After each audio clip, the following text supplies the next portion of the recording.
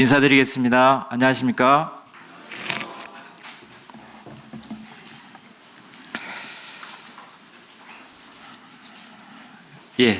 최근 젊은이들 사이에서 인기 있는 직업이 하나 있는데요. 일타 강사라는 직업이 있습니다. 인터넷 강의에 익숙한 젊은이들은 그 일타 강사를 보면서 연예인과 같은 그런 감정을 느끼고 있습니다. 그들의 말 한마디, 행동 하나하나가 요즘에 유튜브 콘텐츠로 퍼져나가고 있습니다. 이제는 TV 예능에서도 그들이 출연하여서 자신들의 성공 스토리를 말하고 있습니다.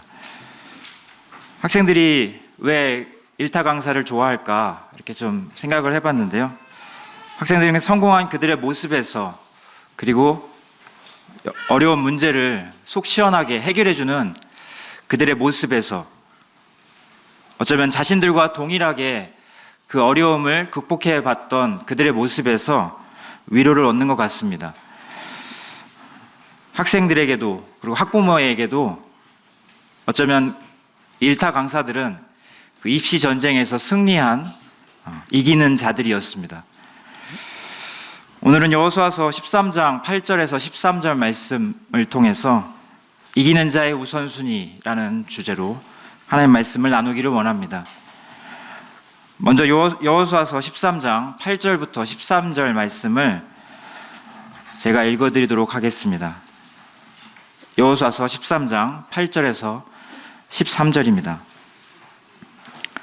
므낫세 반 지파와 함께 르우벤 족속과 갓 족속은 요단 저편 동쪽에서 그들의 기업을 모세에게 받았는데, 여호와의 종 모세가 그들에게 준 것은 이러하니 곧 아르논 골짜기가에 있는 아로엘에서부터 골짜기 가운데 있는 성읍과 디본까지 이르는 메드바 온 평지와 헤스본에서 다스리던 아모리 족속의 왕 시온의 모든 성읍 곧 암몬 자손의 경계까지와 길르앗과 및 그슬 족속과 마가 족속의 지역과 온 헤르몬 산과 살르가까지 온 바산 곧 르바의 남은 족속으로서 아스타롯과 에드레이에서 다스리던 바산왕 옥의 온 나라라.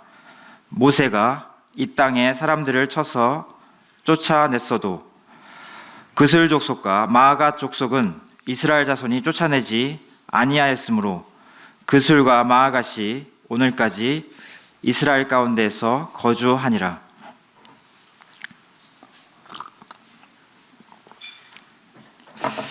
이기는 자의 우선순위 첫 번째 레슨은 이김은 약속 준수에 달려있다라는 것입니다.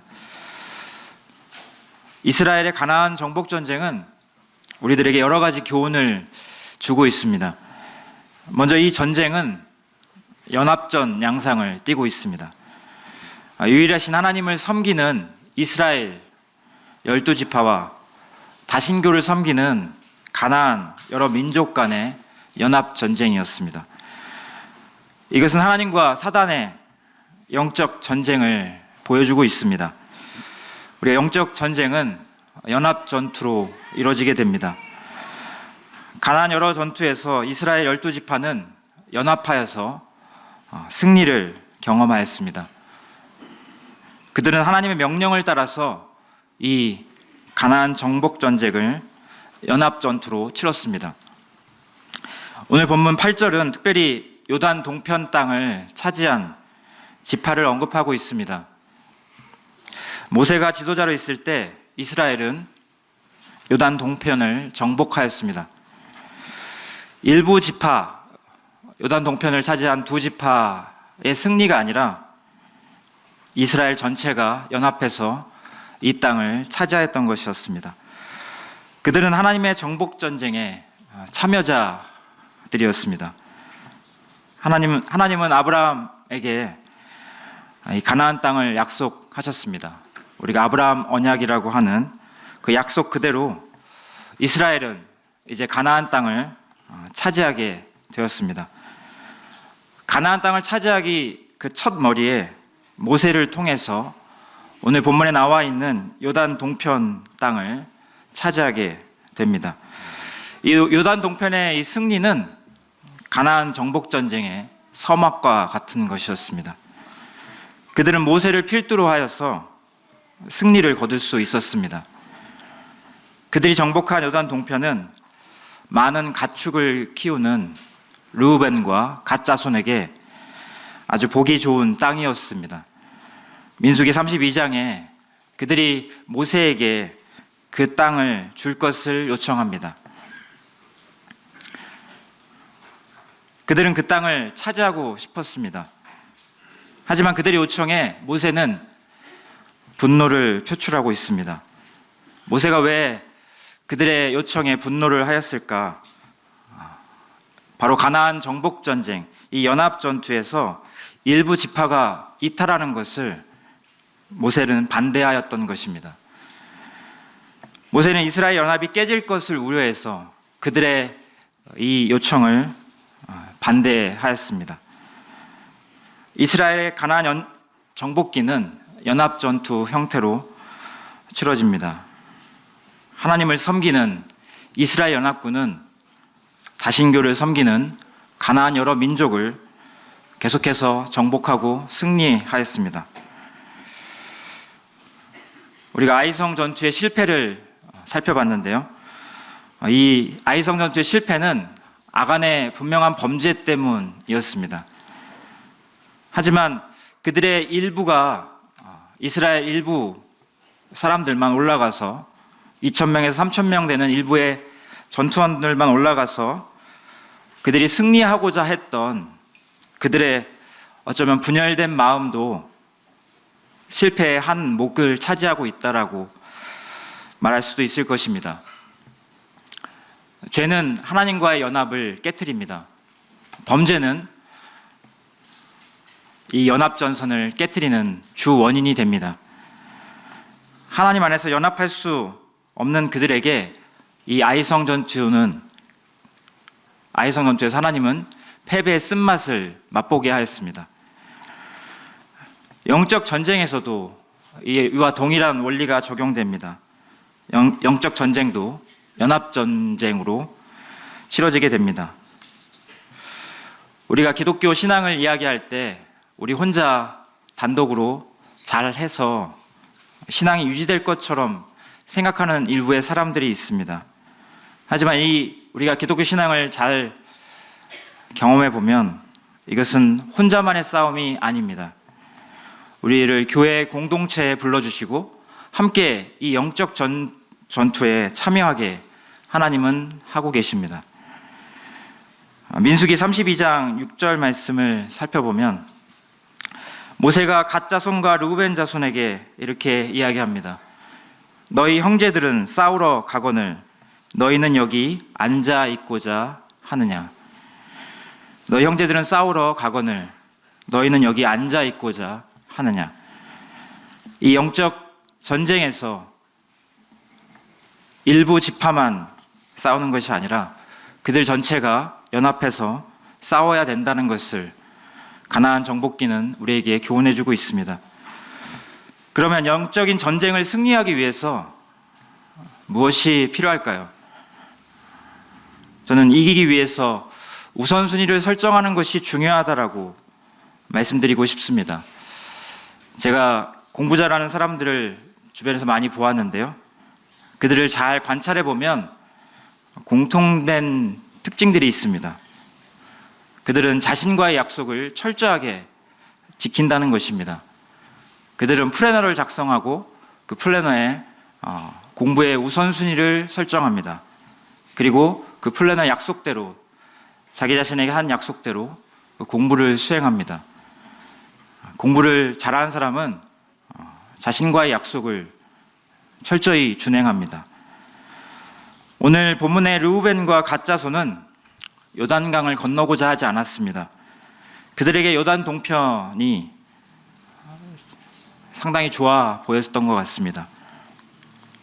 하지만 모세는 그들이 가나안 정복 전쟁에서 빠지지 않기를 원했고 그들에게 이제 모세는 이러한 요청을 합니다.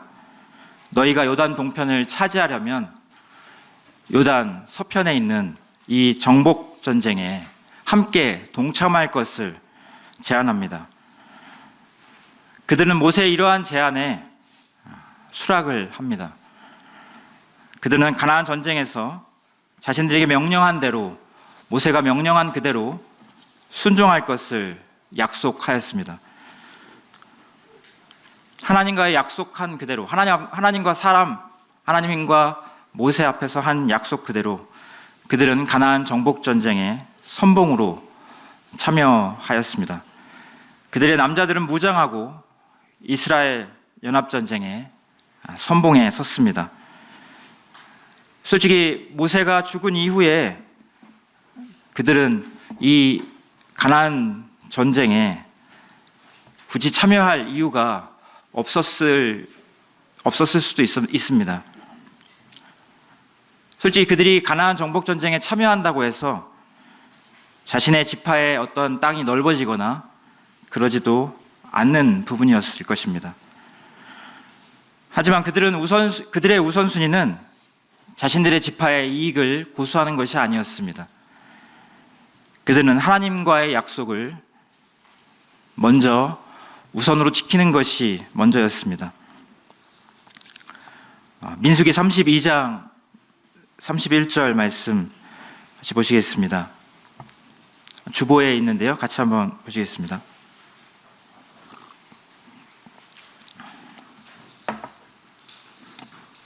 같이 한번 읽어보겠습니다. 민수기 32장 31절 32절입니다. 시작. 갓 자손과 르우벤 자손이 대답하여 이르되 여호와께서 당신의 종들에게 명령하신 대로 우리가 다 행할 것이라.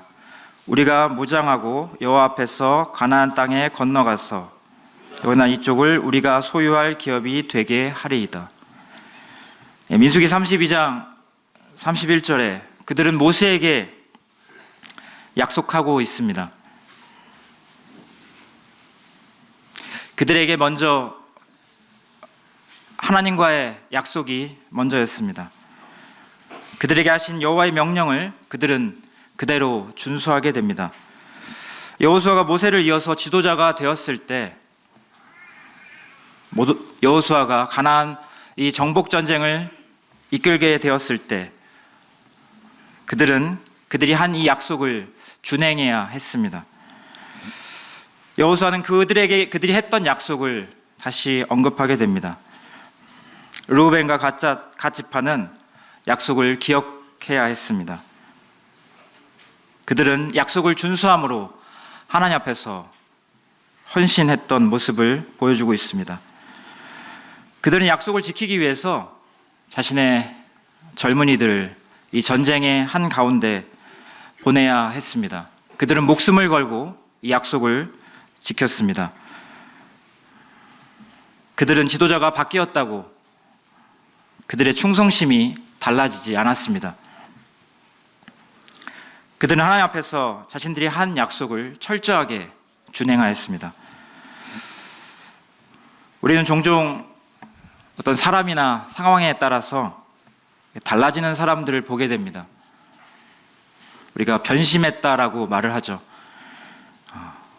우리 군대에 가 있을 때 변심하는 여자친구를 보게 됩니다. 사람이 없으면, 사람이 달라지면, 상황이 달라지면 우리는 마음을 때로 바꾸기도 합니다. 하지만 오늘 본문에 나와 있는 이 요단 동편 지파는 사람이 바뀌었다고, 상황이 달라졌다고 그들의 약속을 변개하지 않았습니다. 그들은 하나님과 사람 앞에서, 모세 앞에서 했던 이 약속을 철저히 준행하였습니다. 이기는 자는 약속을 준행하는 자입니다. 우리도 동일하게 예수님을 처음 믿었을 때 주님을 위해 살겠다라고 찰떡같이 약속을 합니다. 자신의 전부를 내어줄 것처럼 말을 합니다. 하지만 우리 시간이 지난 후에 우리의 약속은 어디 갔는지 잊혀지고 많은 경우를 우리가 많이 보게 됩니다. 우리는 하나님과 사람 앞에서 한 약속들을 기억할 필요가 있습니다. 하나님 앞에서 서운하신 것이 있으십니까? 우리는 하나님 앞에서 한 약속이 있다면 그것을 바로 준행해야 합니다. 이기는 자는 약속을 준행하는 자입니다. 우리가 충성스럽다라는 말을 하는데 이 말은 약속을 지키는 것을 말합니다. 우리는 하나님 앞에서 그리고 사람 앞에서 정말 충성스러울까요? 이김은 약속 준수에 달려 있습니다. 이기는 자의 우선순위 두 번째 레슨을 같이 한번 보시겠습니다. 이 여호수아서 1장부터 12장은 가나안 정복 전쟁의 히스토리를 보여주고 있습니다. 그리고 오늘 본문 우리 지난 시간에 살펴봤던 13장부터의 말씀은 13장부터 22장은 가나안 땅의 분배를 이야기하고 있습니다. 이 정복 전쟁의 첫 장면에 여호수아서 1장에 요단 동편 지파에 대한 이야기가 먼저 언급되고 있습니다. 그리고 가나안 땅을 분배하는 지금 13장 첫 머리에 다시 한번 요단 동편 지파를 말하고 있습니다. 그들에게 분배된 땅은 모세가 그들에게 약속한 것이었습니다. 그들은 모세에게 했던 약속을 준행했고 그리고 그 약속을 기억하고 따랐습니다. 바로 여호수아 앞에서 그들이 한 약속을 준행함으로 그 땅을 그대로 분배받았습니다. 오늘 본문 9절부터 12절은 그들에게 약속되었던 땅, 그들이 차지한 요단 동편 땅에 대해서 간략하게 소개하고 있습니다. 그들은 어떻게 이 땅을 차지하게 되었을까요? 그들은 약속을 준행함으로 그 땅을 차지하였습니다. 이기는 자의 우선순위 두 번째는 지속적인 이김을 유지해야 한다는 것입니다. 여호수아서 1장 13절 말씀을 같이 보시겠습니다. 여호와의 종 모세가 너희에게 명령하여 이르기를 너희의 하나님 여호와께서 너희에게 안식을 주시며 이 땅을 너희에게 주시리라 하였나니 너희는 그 말을 기억하라. 너희는 그 말을 기억하라.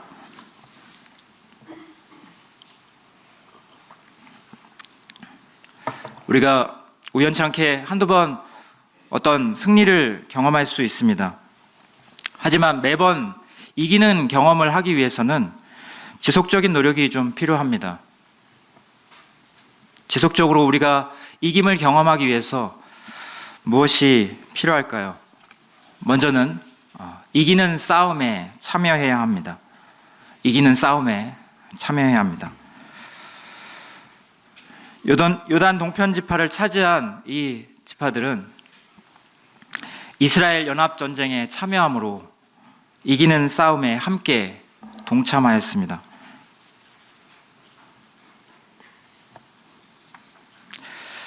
요단 동편 지파는 사실 그들이 차지한 땅을 본인들 힘으로 차지한 것은 아니었습니다.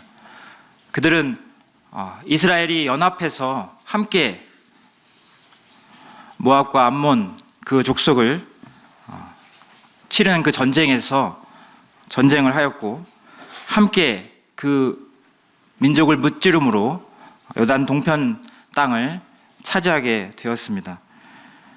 사실 그들이 그 땅을 차지하는 것은 전적으로 하나님이 주신 은혜입니다.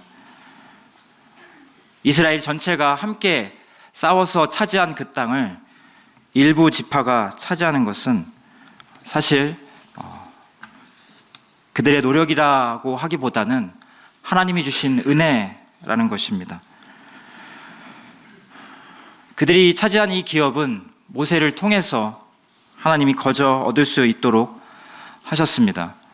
그들이 이미 요단 동편을 차지하고 있는데 그들이 다시 모세와 한 약속 때문에 다시 요단 서편을 가야 할 이유가 사실 그들에게는 없었을 수도 있습니다.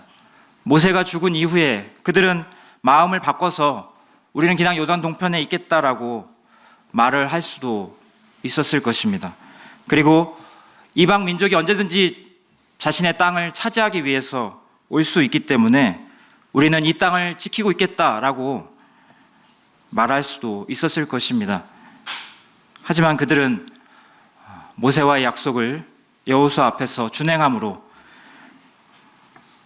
자신의 지파의 이익이 아니라 이스라엘 전체의 연합을 지키게 됩니다. 우리가 하나님이 어떻게 그들에게 승리를 주시는가 여호수아서를 통해서 계속적으로 살펴보고 있는데요. 지속적인 승리를 위해서 그들은 연합해야 했습니다. 그리고 자신들에게 어떻게 하나님이 은혜를 베푸셨는가에 대해서 그들은 기억해야 했습니다. 너희는 그 말을 기억하라. 여호수아가 그들에게 했던 이 말, 그들은 요단 동편을 은혜로 얻었고 이제 그들이 약속한 그대로 요단 서편을 차지하기 위해서 함께 이스라엘 연합 전쟁에 참여해야 했습니다. 그들은 하나님의 역사하심에 대해서 다시 한번 기억하고 자신들이 한 약속에 대해서 상기할 필요가 있었습니다. 지속적으로 이기기 위해서 그들은 하나님과의 약속을 기억해야 했습니다. 동일하게 그들이 지속적으로 이기기 위해서 이기는 비결을 기억해야 합니다. 여호수아서 1장 16절, 17절에 이렇게 말씀하고 계십니다. 그들이 여호수아에게 대답하여 이르되 당신이 우리에게 명령하신 것은 우리가 다 행할 것이요 당신이 우리를 보내시는 곳에는 우리가 가리이다. 17절입니다. 우리는 범사에 모세에게 순종한 것 같이 당신에게 순종하려니와. 이제 이스라엘의 지도자가 바뀌었습니다. 여호수아로. 하지만 그들은 여호수아라는 지도자로 바뀌었음에도 불구하고 그들이 했던 약속을 준행합니다. 그들은 여호수아의 영적 권위를 순종하였습니다. 하나님이 세우신 권세에 충성하였습니다. 영적 전쟁에서 이기는 비결은 너무나 단순합니다. 하나님이 세우신 영적 권위에 순종하는 것입니다. 어떻게요? 영적인 권위를 인정하고 그의 명령을 따르는 것입니다. 우리가 이기는 비결도 순종이라고 한다면 지속적으로 우리가 이 이김을 유지하는 것도 동일합니다. 바로 하나님이 세우신 영적인 권위를 따라가는 것입니다. 우리의 싸움은 육체의 싸움이 아닙니다. 우리는 영적인 싸움을 하고 있습니다. 우리에게는 하나님이 권위를 부여하신 영적 리더들이 있습니다. 하나님은 그들을 통해서 이 영적 전쟁을 이끌어 가십니다. 리더십을 어떻게 정의할 수 있을까?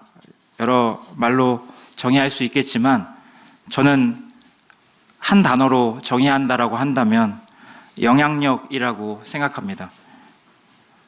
리더십은 지속적으로 영향력을 끼치는 것입니다. 리더가 부재하더라도, 리더가 사라지더라도 그의 영향력은 남아있을 수 있습니다. 무엇으로 이것이 가능할까요? 그의 말이, 그의 명령이 그의 영향력입니다. 개인주의가 참 만연한 우리 시대에 가장 어쩌면 무너지기 쉬운 것은 리더의 바로 이 권위, 영향력이라고 할 수 있을 것입니다. 우리가 권위주의는 배격해야 하지만 하나님이 세우신 그 리더의 영향력은 존중해야 합니다. 하나님이 세운 리더의 그 리더십이 존중될 때 리더는 영향력을 끼칠 수 있습니다. 오늘 본문의 요단 동편 지파는 하나님과 모세에게 했던 그 약속을 기억하였고, 그리고 모세의 후계자였던 여호수아에게 모세에게 했던 약속 그대로 지켰습니다. 그리고 이제 리더십이 이양되어서 모세를 이어서 리더가 된 여호수아의 명령을 따르고 있습니다. 그들은 모세의 후계자였던 여호수아의 영향력 아래에 머물러 있었습니다. 우리가 지속적으로 이김을 유지할 수 있는 비결은 하나님이 세운 리더의 영향력 아래 계속 있는 것입니다. 우리 교회 리더들이 있습니다. 그리고 각 부서의 리더들이 있습니다. 그리고 가정의 리더가 있습니다. 이 하나님이 세우신 그 리더를 따르지 않으면서 우리가 보이지 않는 하나님을 따른다라고, 하나님 명령에 순종한다라고 말할 수는 없을 것입니다. 주보에는 없는데요. 여호수아서 1장 14절 15절에는 여호수아가 요단 동편 지파에게 이렇게 명령하고 있습니다. 너희 처자와 가축은 모세가 너에게 준 요단 이쪽 땅에 머무르려니와 너희 모든 용사들은 무장하고 너희 형제보다 앞서 건너가서 그들을 돕되 15절에 여호와께서 너희를 안식하게 하신 것 같이 너희 형제도 안식하며 그들도 너희의 하나님 여호와께서 주시는 그 땅을 차지하기까지 하라. 여호수아가 첫 번째 이스라엘 지파에게 했던 명령은 요단 동편 지파에게 한 이 명령입니다. 너희는 건너가서 그들을 도와라. 그들이 하나님께서 약속하신 그 땅을 차지하기까지 계속해서 그들을 도울 것을 여호수아는 요단 동편 지파에게 명령하고 있습니다. 요단 동편 지파는 요단 서편을 정복할 책임이 있었습니다. 그것은 이미 모세에게 한 약속이었습니다. 그 약속을 순종하는 것, 모세가 죽은 이후에도 그들의 마음이 변하지 않고 그 약속을 지키는 것, 그들에게 필요한 것은 이것이었습니다. 구약의 이 사건은 우리 신약시대를 살고 있는 우리에게 어떤 의미가 있을까요? 요단 동편 지파가 요단 서편을 차지하기 위해서 함께 이 전쟁에 참여한 것은 신약시대를 살고 있는 우리에게 어떤 의미가 있을까요? 그들의 목숨을 건 헌신은 우리는 어떻게 이것을 적용할 수 있을까요? 우리는 이미 대한민국이라는 이 나라를 차지하고 있습니다. 하나님 우리에게 이 땅을 주셨습니다. 우리가 믿음의 선배들의 수고와 헌신 덕분에 어쩌면 하나님의 은혜로 거저 이 지역을 차지하고 있습니다. 이 서청주라는 땅을 차지하고 있습니다. 요단 동편 지파의 오늘 이 본문의 교훈은 우리가 차지한 지역이 아닌 믿음의 형제들이 차지하고자 하는 지역, 그 땅에 대해서 눈을 돌려야 할 것을 교훈하고 있습니다. 저들이 차지하길 원하는 지역에 함께 싸우러 나가야 할 책임이 동일하게 우리에게도 있다라는 것입니다. 요단 동편 지파는 은혜로 얻은 자신들의 땅을 고수할 것 머물러 있지 않고 전쟁 중에 있는 다른 형제들을 기꺼이 돕고자 무장하고 요단 서편으로 나아갔습니다. 2023년 대한민국은 GDP 기준으로 세계 10위의 경제 대국입니다. 우리는 이미 하나님의 은혜로 이 땅에서 평안함 가운데 살고 있습니다. 이미 복음이 대한민국에는 대부분 전해져서 국내에서 복음이 전해지지 않은 지역은 찾아보기 쉽지 않습니다.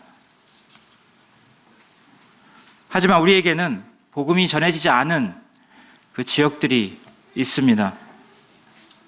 지금 그곳에서 수고하는 여러 형제들이 있습니다. 그것이 어디일까요? 네. 예, 해외입니다. 우린 그곳에서 수고하는, 해외에서 수고하는 그 형제들을 도와야 할 책임이 있습니다. 어쩌면 선교에 대해서 계속적으로 말씀이 전해지고 있습니다. 우리는 요단 동편지파와 같이 형제들을 돕기 위해 기꺼이 이 선교의 발을 떼어야 할 것입니다. 너희 모든 용사들은 무장하고 너희 형제보다 앞서 건너가서 그들을 돕되 여호와께서 너희를 안식하게 하신 것 같이 너희 형제도 안식하며 그들도 너희 하나님 여호와께서 주시는 그 땅을 차지하기까지 하라. 요단 동편 지파가 했던 이 명령이 동일하게 우리에게도 전해지고 있습니다. 우리가 선교를 이야기하면 대부분의 분들이 이런 이야기를 합니다. 나는 아니다. 나는 선교 체질이 아니다. 나는 나이가 많아서, 나는 국내 체질이라, 나는 언어가 안 돼서, 여러 가지 이유를 대며 이 선교에 대해서 부정적인 이야기를 하시는 분들이 있습니다. 최근에 선교의 트렌드를 보면 60세가 넘는 분도 선교사로 파송되고 있습니다. 선교의 트렌드가 많이 변화되고 있습니다. 예전처럼 평생 선교지에 뼈를 묻는 선교사는 찾아보기 힘든 시대입니다. 길지 않은 선교 사역을 마치고 국내에 돌아와서 순회 선교를 하는 선교사도 늘고 있습니다. 또 단기 선교팀을 구성해서 선교 사역을 돕는 다양한 선교의 모습들이 현재 보여지고 있습니다. 그럼 우리는 어떻게 이 요단 서편에 있는 형제들을 돕기 위해 이 선교의 대열에 참여할 수 있을까요? 최근 K컬처, K문화가 상당한 전 세계적인 유행을 끼치고 있습니다. 우리 시대 어쩌면 한국의 문화는 여러 나라의 선망의 대상이 되고 있습니다. 한국 사람을 보면 외국 사람들은 상당히 긍정적인 신호들을 보여주고 있습니다. 이 시대 어쩌면 선교하기 가장 좋은 시대일 수도 있습니다. 우리를 가는 어느 나라에 가더라도 우리를 환영해주는 외국 사람들이 너무나 많이 있습니다. 이 시대 어쩌면 선교를 가장 잘 할 수 있는 시대에 우리가 살고 있다라고 말할 수도 있을 것입니다. 저는 2명의 선교사를 좀 소개해 드리려고 하는데요. 15년 전쯤에 이분은 50대 자매님이십니다. 근데 50대의 자매님은 선교를 나갈 준비를 하신다고 영어를 열심히 공부하셨습니다. 그리고 본인이 하나님 앞에서 약속한 그대로 그 가정은 60이 넘은 나이에 은퇴하고 선교지로 파송이 되었습니다. 50대에 영어를 열심히 공부해서 60대 선교지로 가셨습니다. 또 20년 전에 한 청년들이 있습니다. 그들은 캄보디아 지역에서 단기 선교로 이렇게 참여하였는데요. 그들은 브레드린도 아니었습니다. 그들은 타 교단의 형제들이었습니다. 그들은 단기 선교로 와서 1년에서 2년 그 선교사들을 도왔습니다. 그들은 이렇게 고백합니다. 단기 선교로 내가 헌신한 1년에서 2년, 이 시간은 인생이란 시간표에서 10분의 1도 되지 않은 시간이다. 그들은 기꺼이 자신들의 대학 황금기 같은 시간을 선교를 위해서 내어놓았습니다. 그들은 먼저 하나님 앞에서 자신들의 인생 시간을 떼어놓았던 것입니다. 최근에 그들에 대한 이야기를 들었습니다. 그들은 직장을 갖고 있는데도 최근까지 그 선교사를 돕고 있다라고 합니다. 전쟁은 용사가 하는 것입니다. 영적 전쟁도 마찬가지입니다. 선교는 믿음의 용사가 참여하는 것입니다. 이 전쟁은 이미 전면전을 치르고 있고 연합전 양상으로 펼쳐지고 있습니다. 우리는 이 영적 전쟁 한가운데 살아가고 있습니다. 우리가 전쟁에 참여하지 못하는 사람들은 노인과 부녀자, 그리고 어린아이, 그리고 부상자입니다. 이들 제외하고는 모두 전쟁에 참여합니다. 이 하나님의 영적 전쟁에 참여하고 계십니까? 아니면 어린아이와 같이 뒤로 물러나는 신앙으로 이 전쟁을 피하고자 하십니까? 여호수아는 요단 동편 지파에게 이렇게 명령하고 있습니다. 너희 모든 용사들은 무장하고 너희 형제보다 앞서 건너가서 그들을 도와라. 지속적인 이김을 유지할 수 있는 비결은 단순합니다. 이기는 전쟁에 참여하는 것입니다. 우리 전쟁에 참여하지도 않고 승리를 경험할 수는 없습니다. 우리 하나님의 세계 선교라는 이 영적 전쟁에 참여해야 할 의무가 있습니다. 우리가 이 전쟁에 참여할 때 이김을 경험할 수 있습니다. 선교는 이기는 싸움입니다. 왜냐하면 하나님이 이 전쟁을 이끌어 가시기 때문입니다. 지속적으로 이김을 유지하려면 이기는 싸움에 계속적으로 동참해야 합니다. 오늘 말씀의 세 번째 교훈을 함께 나누겠습니다.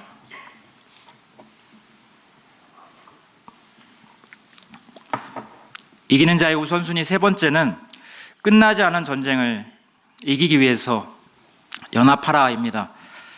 본문 13절에는 요단 동편 지파가 차지하지 못한 족속에 대해서 소개하고 있습니다. 요단 동편 지역을 모두 차지한 것 같지만 그들은 아직 두 족속을 정복하진 못했습니다. 그들은 요단 동편을 다 정복하지 못한 상황에서도 요단 서편을 정복하는 그 형제들을 따라 나섰습니다. 그들에겐 어쩌면 국지적으로 계속 전투를 해야 될 수도 있었을 것입니다. 이 요단 동편에 정복하지 못한 이 족속들은 다윗과 솔로몬 시대에 가서야 온전하게 정복하게 됩니다. 이 끝나지 않은 전쟁을 이기기 위해서 그들에게 필요했던 것은 무엇일까요? 우리 로마서 6장 5절인데요. 주보를 참조하시면 되겠습니다. 만일 우리가 그의 죽으심과 같은 모양으로 연합한 자가 되었으면 또한 그의 부활과 같은 모양으로 연합한 자가 되리라. 성경은 구원받은 자가 예수 그리스도와 연합되었다라고 말하고 있습니다. 그분과 연합되었다는 것은 그분과 하나가 되었다는 의미입니다. 우리는 머리 대신 예수 그리스도를 섬기는 그분의 몸으로 부르심을 받은 지체입니다. 우리는 예수 그리스도 안에서 한 몸으로 하나가 되었습니다. 우리는 그리스도와 연결되어서 그분이 베푸시는 은혜를 누리고 있습니다. 그분의 부활이 우리의 부활이고 그분의 승리가 우리의 승리입니다. 또한 그분의 사역이 우리의 사역이 되었습니다. 그분의 사명이 우리의 사명입니다. 우리는 예수님과 연합된 자로 하나님 안에서 이미 연결되어 있습니다. 그분의 승리가 우리의 승리가 되었습니다. 에베소 4장 4절에는 몸이 하나요 성령도 한 분이시니 이와 같이 너희가 부르심의 한 소망 안에서 부르심을 받았느니라. 우리는 그리스도 안에서 한 몸으로 연결되어 있습니다. 우리는 한 몸으로 함께 움직여야 합니다. 이스라엘 12지파는 연합해서 이 가나안 땅을 정복하였습니다.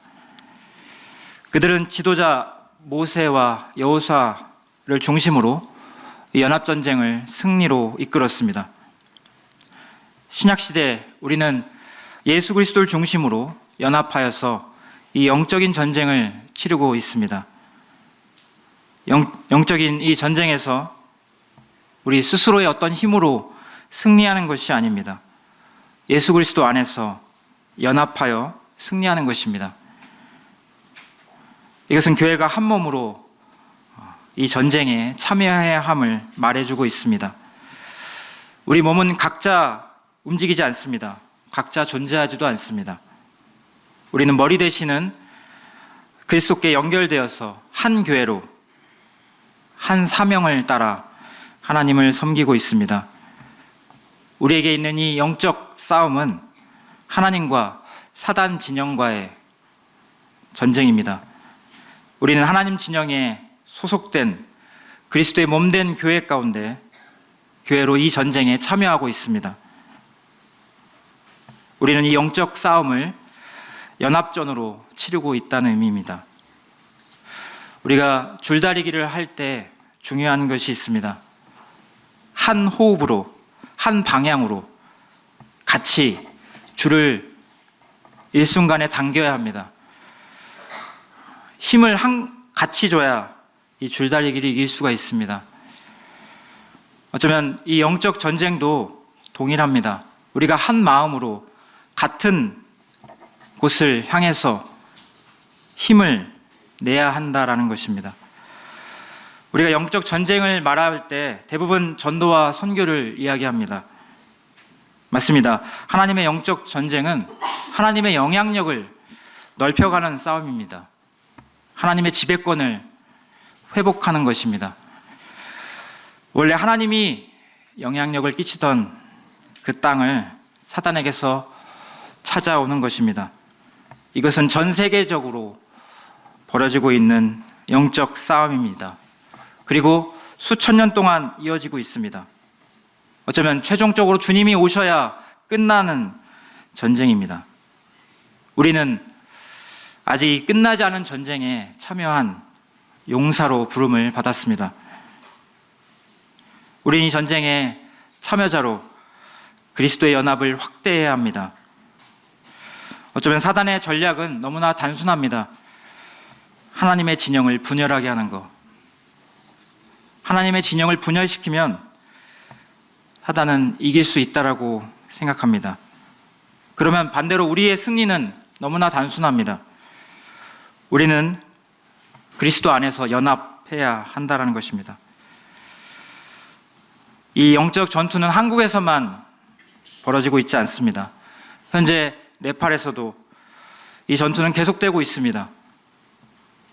현재 중국에서도, 필리핀에서도, 베트남에서도, 캄보디아, 남아프리카 공화국, 스리랑카, 수많은 지역에서 이 영적 전투가 벌어지고 있습니다. 우리가 잘 아는 그 형제들은 이 영적 전투에 처절한 싸움을 하고 있습니다.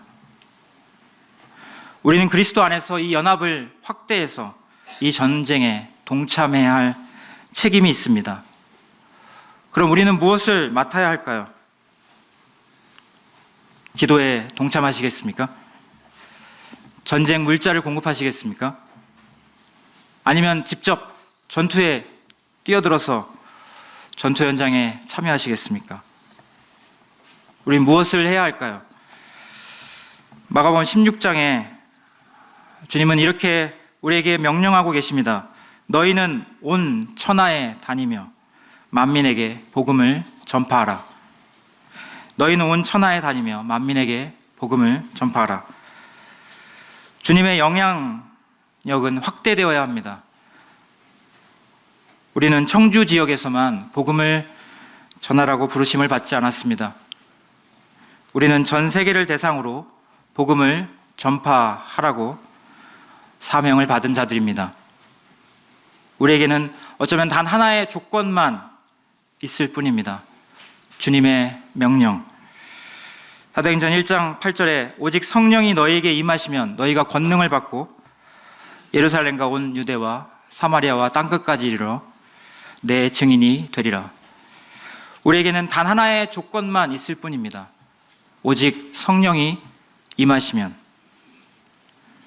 우리는 이 사명을 위해서 한 몸으로, 한 교회로 부름을 받았습니다. 우리 주보의 맨 앞면에 수리아 안디옥 교회가 모델인 교회라는 표현이 있습니다. 수리아 안디옥 교회는 선교하는 교회였습니다. 우리가 대한민국을 대표해서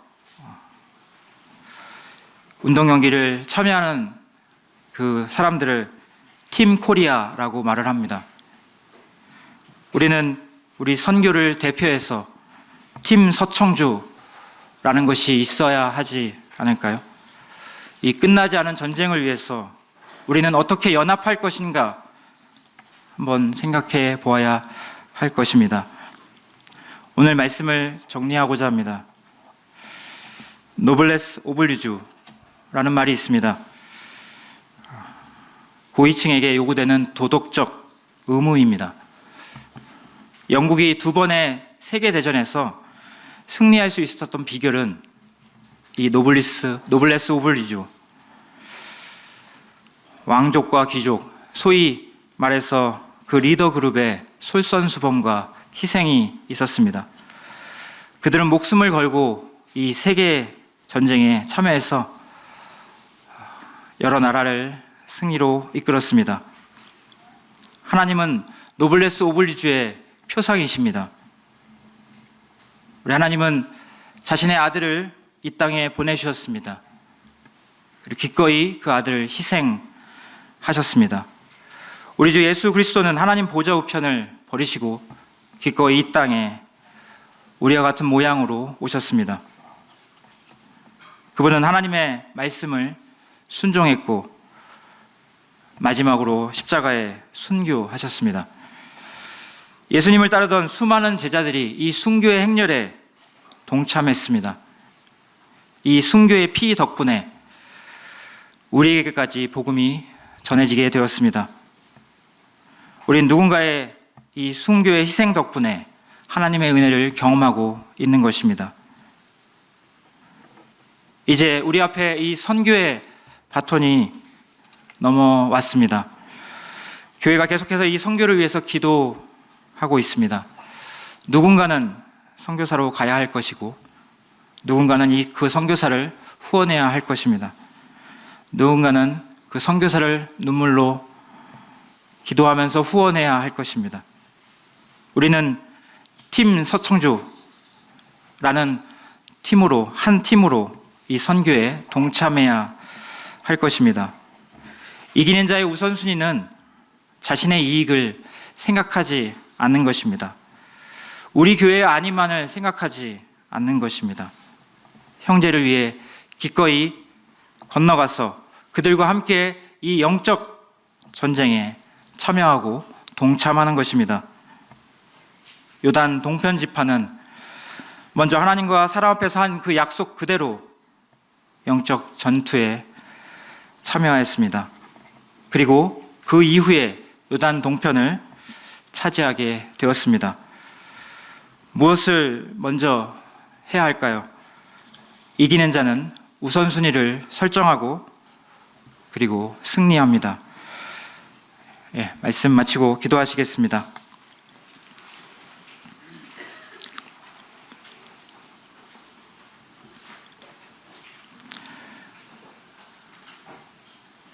하나님 감사를 드립니다.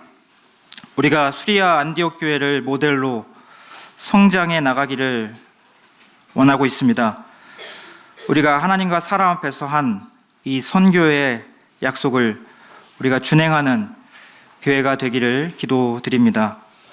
한 팀으로 이 선교에 동참하여서 하나님이 승리하시는 그 승리를 우리가 경험하기를 원합니다. 오늘 말씀을 함께 나눌 수 있도록 허락해 주신 것을 감사드리며 예수 그리스도의 이름으로 기도드렸습니다. 아멘.